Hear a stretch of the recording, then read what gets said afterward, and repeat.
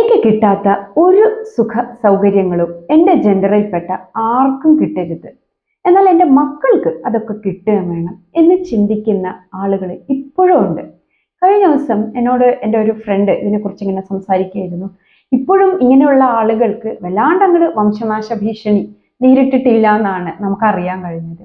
ഇവരിതിങ്ങനെ പറഞ്ഞ സമയത്ത് എൻ്റെ മൈൻഡിലേക്ക് ഓടി വന്നൊരു പിക്ചറുണ്ട്. കുറച്ച് വർഷങ്ങൾക്ക് മുൻപാണ് എൻ്റെ മൂത്ത കുട്ടിയെ പ്രഗ്നൻ്റ് ആയ സമയം. ഞാൻ ഡിഗ്രി ഫൈനൽ ഇയർ പഠിക്കുകയാണ്. അപ്പോൾ ഫസ്റ്റ് ട്രൈമസ്റ്ററിൻ്റെ എല്ലാ ബുദ്ധിമുട്ടുകളും പിന്നെ എന്താണ് എനിക്ക് സംഭവിക്കുന്നത് എന്നറിയാത്ത ഒരു കാലഘട്ടവും എല്ലാം കൂടി കൺഫ്യൂസ്ഡ് ആയിട്ടുള്ള ഒരു സമയമാണ്. അപ്പോൾ ഞാനിങ്ങനെ വോമിറ്റൊക്കെ ചെയ്ത് കിടക്കുന്നതിൻ്റെ ഇടയിൽ എന്നെ കാണാൻ വന്ന ഒരു ലേഡി, ഓഫ് കോഴ്സ് ഒരു ലേഡി തന്നെയായിരിക്കും ഇങ്ങനെ പറഞ്ഞിട്ടുണ്ടാവുക.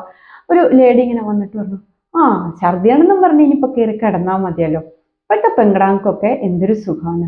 ഞാനൊക്കെ പ്രഗ്നൻ്റ് ആയ സമയത്ത്, അതായത് അവരെന്നോട് സംസാരിക്കുമ്പോൾ അവരുടെ മകന് 21-22 വയസ്സുണ്ട്. അപ്പോൾ ആ സമയത്തൊക്കെ ഞാനൊക്കെ വൊമിറ്റ് ചെയ്തിട്ട് അവിടെ തറയിൽ തന്നെ കിടക്കും. പിന്നെയും അവിടെ നിന്ന് എഴുന്നേറ്റ് പണിയെടുക്കും. ആരെങ്കിലും ഒന്ന് കുറച്ചു നേരം പോയി കിടന്നോ എന്ന് പറഞ്ഞിരുന്നെങ്കിൽ, അല്ലെങ്കിൽ കുറച്ച് വെള്ളം കൊണ്ട് തന്നിരുന്നെങ്കിൽ എന്നൊക്കെ ആഗ്രഹിച്ചിട്ടുണ്ട്. പക്ഷെ ആരും അത് ചെയ്തിട്ടില്ല. അതുകൊണ്ട് എന്താ, ഞാൻ ഇന്നും ഉഷാറായിട്ട് നടക്കണേ, നീ അവിടെ നിന്ന് അങ്ങോട്ട് എണിക്ക് എന്ന് പറഞ്ഞു. ഇയാൾ എന്താണ് പറയുന്നത് എന്ന് എനിക്ക് സത്യം പറഞ്ഞു കഴിഞ്ഞാൽ അന്ന് മനസ്സിലായില്ല. അന്ന് അത്രയ്ക്കും ചിന്തിക്കാനുള്ള ബോധം ഇല്ലാത്തത് കൊണ്ടാണ്. പിന്നീട് ആണ് ഞാൻ ആലോചിച്ചത്, അപ്പൊ ഇവർ അന്നൊക്കെ ആഗ്രഹിച്ചിരുന്നു ഇവരെ ആരെങ്കിലും ഒന്ന് കിടന്നിരുന്നെങ്കിൽ എന്ന് പറഞ്ഞെങ്കിൽ, അല്ലെങ്കിൽ ഇത്തിരി വെള്ളം കൊണ്ട് തന്നിരുന്നെങ്കിൽ. പക്ഷെ ഇന്ന് എനിക്കതൊക്കെ കിട്ടുന്നുണ്ട്. അപ്പൊ ഇവരതിൽ സന്തോഷിക്കല്ലേ വേണ്ടത്. ഏതായാലും നമുക്കതൊന്നും കിട്ടിയില്ല.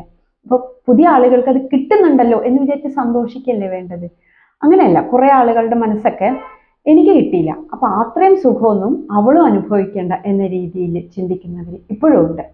അപ്പോൾ ആ മനസ്ഥിതിയൊക്കെ ഒന്ന് മാറ്റുന്നത് നന്നായിരിക്കും. നമുക്ക് കിട്ടാത്ത കുറേ കാര്യങ്ങൾ നമ്മുടെ കുട്ടികൾക്ക് അല്ലെങ്കിൽ പുതിയ ജനറേഷന് കിട്ടുന്നുണ്ട്. അതിലൊക്കെ സന്തോഷം കണ്ടെത്താനായിട്ട് ശ്രമിക്കാം. എല്ലാത്തിലും ഈ കുശുമ്പും വൈരാഗ്യവും, അയ്യോ എനിക്ക് കിട്ടില്ല അപ്പൊ അവർക്കും കിട്ടരുതെന്നുള്ള ചിന്തയൊക്കെ വന്നാലേ നമ്മൾ മേപ്പോട്ട് പോകില്ല. ഒരു തരത്തിലും നമ്മുടെ വളർച്ചയൊക്കെ താഴേക്കായിരിക്കും, പടവലം പോലെ. ചിന്തകളിലൊക്കെ ഒരു പോസിറ്റിവിറ്റി നിറയ്ക്കാനായിട്ട് നോക്കാം. Let light Shine out of darkness.